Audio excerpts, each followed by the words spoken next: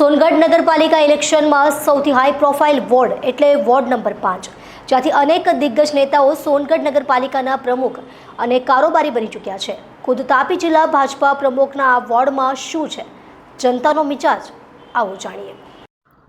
Songadh ward number 5માં Bharatiya Janata party એડી ચોટીનું જોર લગાવ્યું હોય એવા દ્રશ્યો સામે આવી રહ્યા છે અને એમ પણ ભારતીય જનતા પાર્ટીની નીતિ રહી છે કે એ જ્યાં પણ લડે છે, જી જાનથી લડે છે અને ચૂંટણી નાની હોય કે મોટી એમાં એ પોતાનું પૂરું જોર લગાડે છે। નોંધવું રહ્યું કે ભારતીય જનતા પાર્ટી માટે આ બેઠક આન બાન અને શાન સમાન બની ગઈ છે અને વાસ્તવિક જોવા જઈએ તો અહીં કોંગ્રેસ સાથે નામ માત્રની લડાઈ છે। ભાજપ બક્ષીપંચ ઉમેદવાર તો અહીં પહેલાંથી જ બિનહરીફ ચૂંટાઈ આવ્યા છે, એની સામે કોંગ્રેસના બે ઉમેદવારોના ફોર્મ પહેલાંથી કેન્સલ થઈ ચૂક્યા છે। અત્રે એ પણ નોંધવું રહ્યું કે બીજેપીના સૌથી શિક્ષિત ઉમેદવાર ડૉક્ટર સ્વપ્નિલભાઈ પાટીલ સાથે હેતલબેન દવે અને ભાવનાબેન ગામિત ભાજપના 3 ઉમેદવારો અહીં ચૂંટણી જંગમાં છે। આ વોર્ડને હાઈ પ્રોફાઇલ વોર્ડ એટલા માટે કહેવામાં આવે છે કારણ કે તાપી જિલ્લા ભાજપાના પ્રમુખ મયંકભાઈ જોશી પોતે પણ આ વોર્ડના મતદાર છે, ત્યારે અહીં ભાજપના ઉમેદવાર જંગી મતોથી જીતે તે માટે તમામ પ્રયત્નો કરવામાં આવી રહ્યા છે। એમ તો અહીં આ વોર્ડ ભાજપનો શ્યોર વોર્ડ બનાવી છે, અહીંથી કોંગ્રેસને ઉમેદવારો પણ નથી મળતા, તો જીત મેળવવી અશક્ય જેવી જ છે। ત્યારે લોકોનો સહકાર અને આશીર્વાદ લેવા નીકળેલા ઉમેદવારોએ ચેનલ સાથેની વિશેષ વાતચીતમાં શું કહ્યું, આવો સાંભળીએ। અને આજે આ વોર્ડમાંથી પોતાના ઉમેદવારો માટે પ્રચાર કરવા નીકળેલા તાપી જિલ્લા ભાજપાના પ્રમુખ મયંકભાઈ જોશી એ ચેનલ સાથેની વિશેષ વાતચીતમાં શું કહ્યું એ પણ સાંભળવા જેવું છે। ડૉક્ટર બિંદેશ્વરી શાહ, તાપી। જી, આપનો પરિચય? વોર્ડમાંથી બેન, આપ ત્રીજી વખત સતત આ વોર્ડમાંથી ઊભા રહ્યા છો, ત્યારે મતદારોને શું કહેશો? મેં એવું જ કહેવા માગું છું કે મને આજે સાથ સહકાર આપો અને એ કરાવો।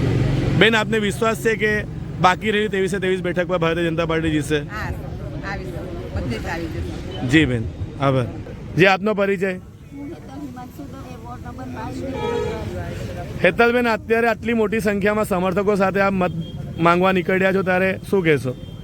હું એટલું જ કહીશ કે મારી સાથે રહેજો, વિકાસના કામે આપણે આગળ વધીશું અને તમારા આશીર્વાદ મારી સાથે રાખજો। વોર્ડ નંબર 5 પહેલાંથી ખૂબ જ વિકસિત વોર્ડ છે અને અહીં સતત ભારતીય જનતા પાર્ટી જીતતી આવી છે, ત્યારે આપને શું લાગે છે કે મતદારો આપને સાથ સહકાર આપશે? હા જી, આપશે, જરૂર આપશે। હું ઘરે ઘરે પ્રચાર માટે નીકળું છું, ત્યાં મને સારો પ્રેમ અને ભાવ મળે છે, તે જોઈને મને એવું લાગે છે કે મને સારો પ્રતિસાદ મળશે। બેન, બાકી રહેલી 23 સીટો વિશે આપ શું લાગે છે કે 23 પર બીજી ભારતીય જનતા પાર્ટી જીતશે? હા જી, ચોક્કસ જીતશે। જી બેન, ધન્યવાદ। જી સર, આપનો પરિચય? હું doctor Swapnil Satishbhai Patil, ward number 5નો ઉમેદવાર।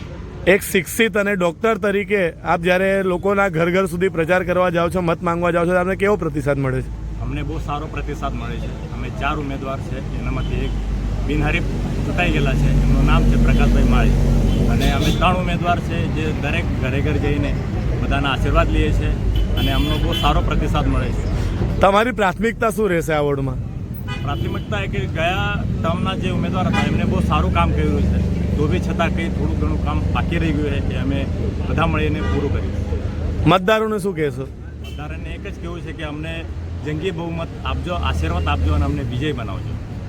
લોકોનો સહકાર જોઈને શું લાગે છે કે 3 સીટ નીકળી જશે? ચોક્કસ 100%। 28 ને 28 સીટ નીકળી જશે। 5 તો બિનહરીફ થયેલા છે, બચેલા 23 સીટ એ બી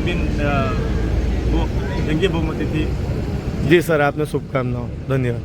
વોર્ડ નંબર 5માંથી આપ પહેલાં જ બિનહરીફ ચૂંટાઈ આવ્યા છો, ત્યારે લોકો વચ્ચે પ્રચાર કરતા જાઓ છો, ત્યારે કેવો પ્રતિભાવ મળે છે? હું પ્રકાશ સીતારામભાઈ માળી, વોર્ડ નંબર 5માંથી મને ભારતીય જનતા પાર્ટીએ જે ઉમેદવારી કરવાની તક આપી હતી અને હું જ્યારે બિનહરીફ ચૂંટાયો છું ત્યારે મારા જે સાથી મિત્રો છે તેમની જોડે મને પણ ખૂબ જ સારો ચૂંટણી પ્રચારમાં હું પણ એમની જોડે જોડાઈ રહ્યો છું અને મતદારોનો પણ ખૂબ જ સારો ઉત્સાહ અમને દેખાઈ આવે છે। શું લાગે છે સોનગઢ નગરપાલિકામાં 28માંથી જે બાકી રહેલી 23 બેઠકો માટે? ભારતીય જનતા પાર્ટીએ આગલા વર્ષોમાં પણ 21માંથી 21 સીટો ભારતીય જનતા પાર્ટીના ખોળે ધરી હતી, તો હું આ વખતે પણ સર્વ નગરજનો મતદારોને વિનંતી કરીશ કે આ વખતે પણ ફરી 28માંથી 28 ભારતીય જનતા પાર્ટીને વિજય બનાવશો એવી સર્વને હું અપીલ કરું છું। જી, શુભકામના આપને।